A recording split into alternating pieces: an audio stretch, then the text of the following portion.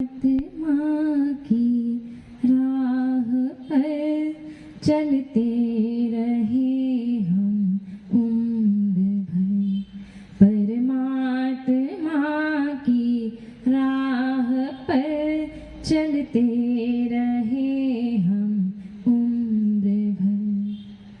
प्रभु साथ चलना हर कदम आए हैं हम तेरी शरण। प्रभु साथ चलना हर कदम आए हैं हम तेरी शरण, तेरी शरण। परमात्मा की राह पर चलते रहे हम उम्र भर। बोलिए त्रिकालवर्ती त्रैलोक पूज्य विश्वाराध्य पंच परमेष्ठी भगवान की। सभी लोग अनंत अनंत ऊंचाइयों को पाने के लिए अपने दोनों छोटे छोटे हाथों को आकाश की ऊंचाइयों देते हुए जयकारा लगाएंगे।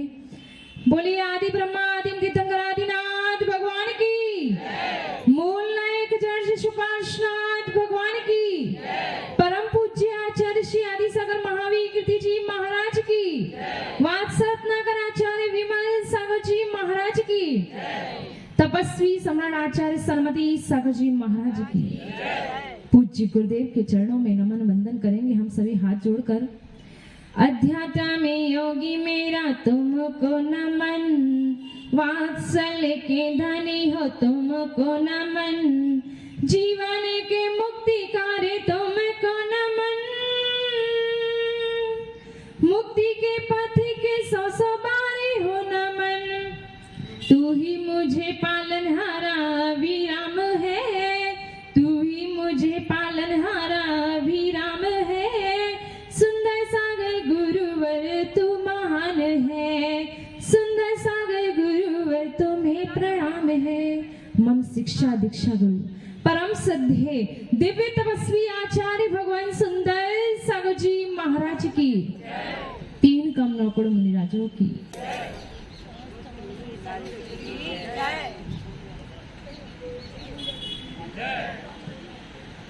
हम सभी बड़े दुर्भाग्यशाली हैं। सभी लोग शांति से बैठ जाएं। हम सभी बड़े दुर्भाग्यशाली हैं। क्यों क्यों दुर्भाग्यशाली हैं? क्योंकि हमें अरिहंत प्रभु, साक्षात अरिहंत भगवंत, साक्षात केवली भगवंत, साक्षात वीतरागी प्रभु के दर्शन नहीं हो रहे हैं। इसलिए हम दुर्भाग्यशाली हैं, है कि नहीं? दुर्भाग्यशाली है कि साक्षात केवली का समोषण हमें नहीं मिल रहा है, साक्षात हमें दिव्य ध्वनि सुनने को नहीं मिल रही है, भगवान के श्री मुख से साक्षात उनकी दिव्य वाणी नहीं मिल रही है। हमारा दुर्भाग्य है ना? दुर्भाग्य है। और हो सकता अगर साक्षात आपको भगवान की वाणी सुनने को मिलती तो आपको घर परिवार अच्छा नहीं लगता। लेकिन कोई बात नहीं, लेकिन कोई बात नहीं। हमें अरिहंत प्रभु की वाणी, अरिहंत प्रभु के साक्षात दर्शन नहीं मिल रहे, कोई बात नहीं। हमें साक्षात उनके पथ पर चलने वाले, जिन मुद्रा को धारण करने वाले साक्षात गुरु भगवंतों के दर्शन हो रहे हैं। लेकिन हम क्या करते हैं? हम क्या करते हैं कि जो हमारे पास है उसका तो हम मूल्य नहीं समझते, और जो हमारे पास नहीं है उसके लिए हम रोते हैं। सही है कि नहीं? जो गांव वाले हैं उनको शहर अच्छा लगता है, गांव वालों को शहर में अच्छा लगता है, परिवार वालों को अकेले अच्छा लगता है, गांव वालों को शहर अच्छा लगता है, और शहर वालों को गांव अच्छा लगता है। अकेले रहने वालों को परिवार अच्छा लगता है, और परिवार वालों को अकेले रहना चाहिए। जो है उसका मूल्य नहीं है, जो वस्तु हमारे पास है हम उसका मूल्य नहीं समझते हैं, और जो नहीं है उसके लिए हम रो रहे हैं। यही तो हमारा दुर्भाग्य, यही तो हम मूल्य नहीं समझते कि वस्तु का मूल्य क्या है। जो साक्षात अरिहंत मुद्रा के धारी है, जो साक्षात वीतराग वाणी पर चल रहे हैं, ऐसे जिन गुरु, ऐसे हमारे गुरु भगवंत के उपदेश हमें साक्षात मिल रही है। हमारा सौभाग्य है कि साक्षात उनकी वाणी, जो हमारे जिनेंद्र प्रभु ने कही है वाणी, उस वाणी पर चलने वाले, ऐसा उपदेश, धर्मोपदेश देने वाले आपको गुरु मिले हैं। ये हमारा सौभाग्य है, लेकिन इस सौभाग्य को हमें सराहना देना चाहिए। धर्मोपदेश बड़े ही अहोभाव से सुनने चाहिए। हमारे संघ में पहले एक मुनि सुदक्ष सागर जी महाराज थे। वो भी आपकी तरह इस प्रवचन सभा में बैठे हुए थे, और वो बताते थे कि आचार्य भगवंत सुंदर सागर महाराज के प्रवचन सुन के ही उनको वैराग्य हो गया। वो जानते नहीं थे कि मुनि धर्म क्या है, लेकिन उनके प्रवचन सुनते ही उनको वैराग्य हो गया। क्यों हो गया? क्योंकि उन्होंने उस प्रवचन को, उस जिनेंद्र रूपी वाणी को बड़े ही अहोभाव से ग्रहण किया था। धर्मोपदेश आपके जीवन को परिवर्तित कर सकता है। कब? जब आप उसको बड़े ही आदर भाव से, बड़े ही सम्मान के भाव से ग्रहण करोगे, तब आना है। महाराज जी आए हैं, प्रवचन सुनने पड़ेंगे, अध्यक्ष साहब जी, ड्यूटी निभानी पड़ेगी, ऐसा नहीं। हमारे अंदर एक अहोभाव, आदर सम्मान के भाव होने चाहिए कि हमें धर्मोपदेश सुनना है, और कहीं यही धर्मोपदेश हमारे सम्यक दर्शन में कारण बन जाए, यही धर्मोपदेश हमारे सम्यक दर्शन को निर्मल बनाने में कारण बन जाए। गुरु की वाणी हम सुन रहे हैं, हम सभी गुरुदेव की वाणी सुन रहे हैं, और ऐसे गुरुदेव जो वात्सल्य के धनी है, जो दिव्य के तपस्वी है, ऐसे गुरुदेव की वाणी आपको मिल रही है। इनकी बगिया में अनेकों फूल है, जिनकी महक चारों तरफ फैल रही है। आप जितना चाहो आनंद ले सकते हो। तो गुरु कैसे है? करुणामयी है। ऐसे गुरुदेव की वाणी सुनते हैं। और पंडित दौलत राम जी अपने छेड़ाला में कह रहे हैं, जे त्रिभुवन में जीव अनंत, सुख चाहे दुख ते भेवन, ताते दुख हारी सुखकार, कहे सीख गुरु करुणाधार। इस लोक में, इस 3 लोक में अनंत जीव है। कितने हैं? आप सोचते हम इतने ही हैं, नहीं, अनंत जीव है इस 3 लोक के नाम क्या है? 3 लोक के नाम क्या है? किसी को पता है? अधोलोक, मध्यलोक और ऊर्ध्वलोक। इस अधोलोक, मध्यलोक और ऊर्ध्वलोक में अनंत जीव है। तो कैसे देखें? हम लोग देखते हैं कि अधोलोक, अधो यानी नीचे, तो अधोलोक में कौन रहता है? नारकी, यही कहते हो ना? कौन रहता है अधोलोक में? नारकी। और मध्यलोक में कौन? मनुष्य और त्रियंच। त्रियंच दिखते हैं कि नहीं दिखते? मनुष्य और त्रियंच। और ऊर्ध्वलोक में देव। तो क्या बताया? अधोलोक में नारकी, मध्यलोक में मनुष्य त्रियंच, और ऊर्ध्वलोक में देव। ये हम जानते हैं। सामान्य से एक छोटे से बच्चे को सिखाएंगे तो इस प्रकार से, लेकिन सूक्ष्मता से देखें तो अधोलोक में 4 गति होती है, मनुष्य गति, त्रियंच गति, नरक गति और देव गति। तो इन 4 गति के जीव में से अधोलोक में 3 गति के जीव रहते हैं। लेकिन आप क्या कह रहे हो? केवल कौन रहता है? कौन रहता है? केवल नरक गति के जीव। ये कौन कह रहा है? आप सब कह रहे हो कि अधोलोक में नरक गति के जीव रहते हैं, लेकिन नहीं, अधोलोक में 3 गति के जीव रहते हैं। कौन से 3 गति के? एक नरक गति के जीव, त्रियंच गति के जीव और देव गति के जीव भी उस नरक गति में रहते हैं, अधोलोक में रहते हैं। समझ में आ रहा है? कभी सुना है पहले कि इस अधोलोक में 3 गति के जीव? कौन से? कौन से? बोलो। नरक गति, त्रियंच गति और देव गति के जीव रहते। तो देखते हैं कैसे। तो नरक कितने होते हैं? 7 नरक के नाम। तत्वास सूत्र में तीसरे अध्याय में सूत्र दिया है, रत्न शर्करा बालुका पंक धूम तमो महात्मा प्रभा भूम्यो गनाम्बु वाता प्रतिष्ठा सप्ताह धोदहा। ये तत्वास सूत्र का तीसरे अध्याय का प्रथम सूत्र है। इसमें 7 नरक के नाम दिए हैं, रत्न प्रभा, शर्करा प्रभा, बालुका प्रभा, पंक प्रभा, धूम प्रभा, तम प्रभा, महातम प्रभा। इस प्रकार ये 7 नरक होते हैं। उन 7 नरकों में सबसे पहला नरक कौन सा है? रत्न प्रभा। उस रत्न प्रभा के 3 भाग किए, खर भाग, पंख भाग और अब बहुल भाग। समझ में आ रही है मेरी बात? इस धर्मोपदेश को बड़े ही अहोभाव से सुनना। क्यों हम ये सब बता रहे? क्योंकि आप जब वस्तु को जानोगे, जब वस्तु के स्वरूप को समझोगे, तब तो समझोगे कि हे क्या है, उपाधि क्या है, ये क्या है, क्या ग्रहण करना है, क्या ज्ञान में लाना है, क्या छोड़ना है। तो अधोलोक में 3 गति के जीव, नरक गति, त्रियंच गति और देव गति। तो रत्न प्रभा पृथ्वी जो पहला नरक है, उसके 3 भाग किए, खर भाग, पंख भाग और अब बहुल भाग। अब तत्वास सूत्र के 4थे अध्याय का प्रथम सूत्र, देवास चतुर्निकायः, अर्थात 4 निकाय के देव होते हैं, भवनवासी, व्यंतरवासी, ज्योतिष और वैमानिक।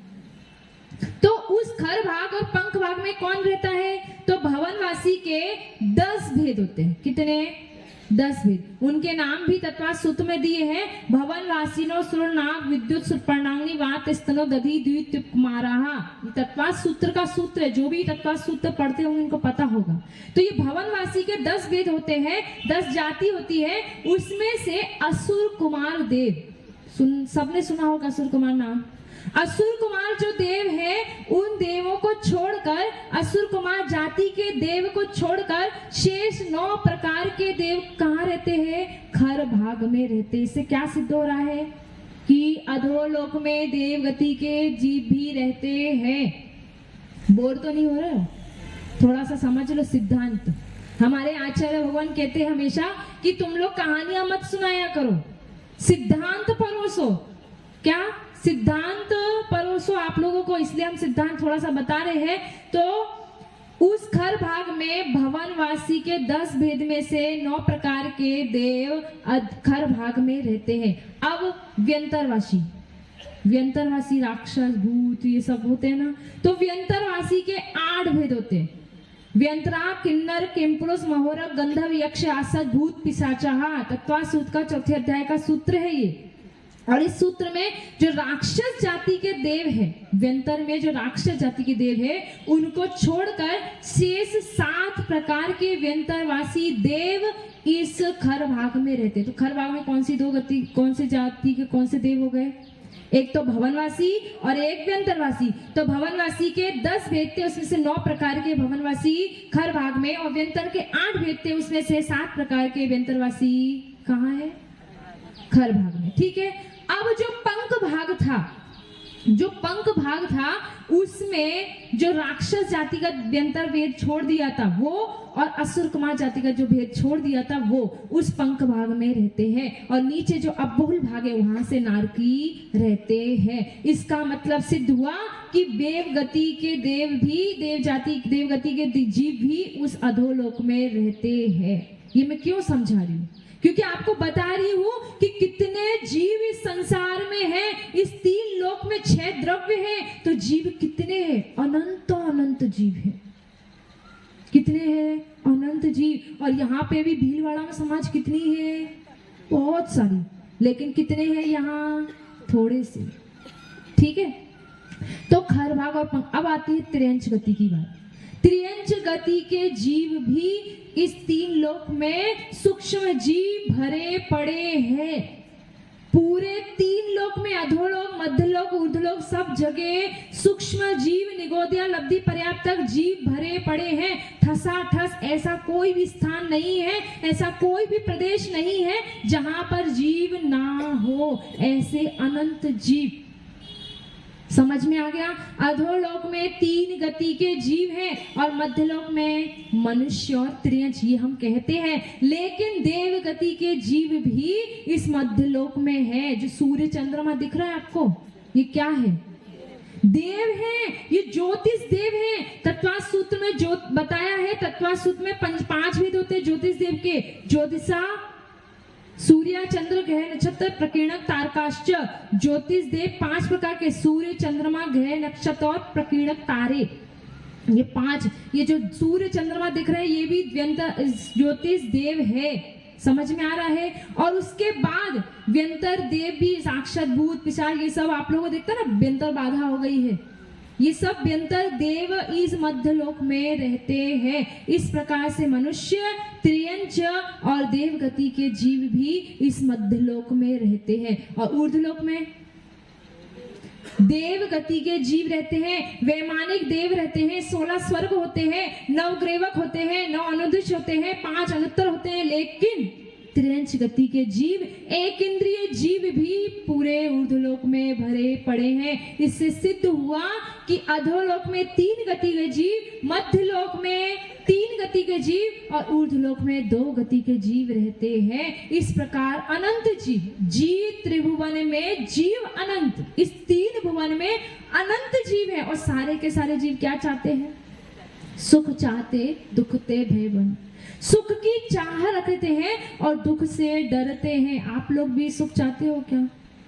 चाहते हो, इसीलिए तो यहाँ आए हो। सुखी होते तो यहाँ क्यों आते? प्रभु के दर पर, गुरु के दर पर क्यों आते भीख मांगने? आप भिखारी हो? आप लोग भिखारी हो? नहीं हो ना? सब कुछ है ना, धन दौलत परिवार सब है, भिखारी नहीं हो? फिर भी यहाँ क्यों आ रहे हो भीख मांगने? भीख ही तो मांग रहे हो, भगवान हमें अपनी शरण में ले लो, हमें भी संसार के दुखों से छुड़ा दो, भीख ही तो मांग रहे हो। एक भिखारी क्या मांगता है? पैसा मांगता है भीख में। आप भी तो भीख मांग रहे हो गुरु चरणों में आके, आप भी तो भिखारी ही हो, नहीं हो भिखारी? लेकिन हम किसको भिखारी कहते हैं? जो गरीब है, जो गरीब है वो भीख मांगता है, पैसा मांगता है, वो भिखारी। लेकिन हम भी भिखारी ही है, हम भी प्रभु के चरणों में, गुरु चरणों में आकर हर पल हर क्षण यही मांग रहे हैं कि आपके पास जो संपत्ति है, अनंत चतुष्टय रूप संपत्ति है, वो मुझे भी प्राप्त हो जाए। ये भीख मांग रहे हैं। तो सारे के सारे जीव, अनंत जीव, एक इंद्रिय से लेकर 5 इंद्रिय तक के जीव, संगी जीव, असंगी जीव, पर्याप्त जीव, अपर्याप्त जीव, सभी जीव, सारे जीव क्या मांग रहे हैं? सुख चाहते हैं और दुख से डरते हैं। और हम सब भी कहीं ना कहीं सुख की चाह रख रहे हैं। कैसी सुख की चाह? इंद्रिय सुख की चाह नहीं, इंद्रिय सुख की चाह नहीं, अतीन्द्रिय सुख की चाह रखे। इंद्रिय सुख कैसा है? आज है कल नहीं है। अभी ये पंखा चल रहा है और मान लो अभी बंद हो जाए तो आपको क्या हो जाएगा? क्या होगा? आकुल व्याकुल हो जाओगे। तो ये क्या है? ये इंद्रिय सुख है, आज है कल नहीं है। और जो सुख किसे कहते हैं? जो सुख वापस बाद में दुख में परिवर्तित ना हो, उसे सुख कहते हैं। ये तो सुखाभास है, सुख का आभास मात्र है, ये सुख नहीं है। सुख उसे ही कहते हैं जो वापस दुख में परिवर्तित ना हो। तो हम सभी गुरु चरणों में आके सुख की चाह रख रहे हैं और दुख से डर रहे हैं। आगे क्या बोला था? जे त्रिभुवन में जीव अनंत, सुख चाहे दुख ते भयवन, ताते दुख हारी सुखकार कहे सीख गुरु कर्णधार। इस दुख को हरने के लिए, सुख की प्राप्ति के लिए गुरु आपको करुणा करके, आप क्या कुछ दे रहे हो? हम लोगों को कुछ दे रहे हो क्या? बस एक टाइम आहार कराते हो, उसमें भी कैसा आहार कराते हो? गर्मी में गर्म आहार कराते हो और सर्दी में ठंडा। क्या दे रहे हो हमें बताओ? फिर भी हम सब आप पर करुणा कर रहे हैं कि आप जो मिथ्यात्व रूपी मोह में पड़े हो, जो आप घर गृहस्थी में अपनत्व भाव समझ रहे हो, उसको छोड़ो, अपना कल्याण करो। कब तक ऐसे ही? एक किसी ने बोला है कि हम लोग क्या करते हैं, धर्मोपदेश तो सुनने आते हैं, कब से सुन रहे हैं? बचपन से सुनते आ रहे हैं, लेकिन सुन तो रहे हैं, लेकिन क्या नहीं करते हैं? गलती कहाँ होती है? पुरुष क्या करते हैं? इधर से सुनते हैं, किधर से? एक कान से सुनते हैं और दूसरे कान से निकाल देते हैं। अध्यक्ष जी, ऐसा आप नहीं करना। एक कान से सुनते हैं और दूसरे कान से निकाल देते हैं। और महिलाएं क्या करती हैं? बेचारी दोनों कान से सुनती, एक कान से नहीं सुनती। आप लोग कितने खराब हो बताओ? एक कान से सुनते हो, एक कान से निकालते हो, तो इसलिए तो आपका कल्याण नहीं हो पा रहा है। और महिलाएं दोनों कान से सुनती है, लेकिन गड़बड़ी क्या करती है, मुंह से निकाल देती है। सही है ना? हम यहाँ का यही छोड़ जाते, हम निर्माल्य लेके नहीं जाते, इसलिए तो कल्याण नहीं हो रहा। महिलाएं दोनों से सुनेंगी, मुंह से निकाल देंगे, और पुरुष एक से सुनेंगे, एक से निकाल देंगे, इसलिए हम चिंतन मनन नहीं करते हैं। आज गुरुदेव ने अपनी वाणी में क्या बोला, हमारे कल्याण करने की क्या बात है, हमें क्या ग्रहण करना है, क्या समझना है, हम इसका वस्तु का स्वरूप नहीं समझते हैं, इसीलिए हम यहाँ के यही है। हम सब भारतवासी कैसे हैं? भेड़ चाल है ना। आगे वाला जैसा कर रहा है, हमारे पेरेंट्स जो बच्चे हैं वो देखते हैं हमारे पेरेंट्स ने शादी की है, परिवार जमाया है, तो हमें भी यही करना है। हमें पता ही नहीं कि हमें इस मोक्ष मार्ग पे भी आना है, हमें पता ही नहीं कि हमें अपना भी कल्याण करना है, नहीं करना है, हम भेड़ चाल चल रहे हैं। लेकिन फिर भी ये गुरुदेव आपको समझाने आए हैं कि आप अनादिकाल से ये प्रवचन सुन रहे हो, कब से आप गुरुवाणी सुन रहे हो, लेकिन अब ऐसा मत करो कि एक से सुनो एक से निकाल दो, दोनों से सुनो और मुंह से निकाल दो, ऐसा मत करो। अपना कल्याण चाहते हो तो चिंतन मनन करो। और ये गुरु कैसे है? विषयाशा वशातीतो निरारंभो परिग्रह, ज्ञान ध्यान तपो रत्नस तपस्वी सा प्रशस्तते। ये गुरु भगवंत कैसे हैं? विषय वासनाओं से रहित हैं, आरंभ परिग्रह से रहित हैं, ज्ञान ध्यान तप में लीन रहते हैं। ऐसे गुरुदेव की वाणी सुनोगे तो निश्चित ही आपका कल्याण होगा। वो कब होगा? जब उस देशना को सुनकर अपने मस्तिष्क में बिठाकर चिंतन मनन करोगे तो।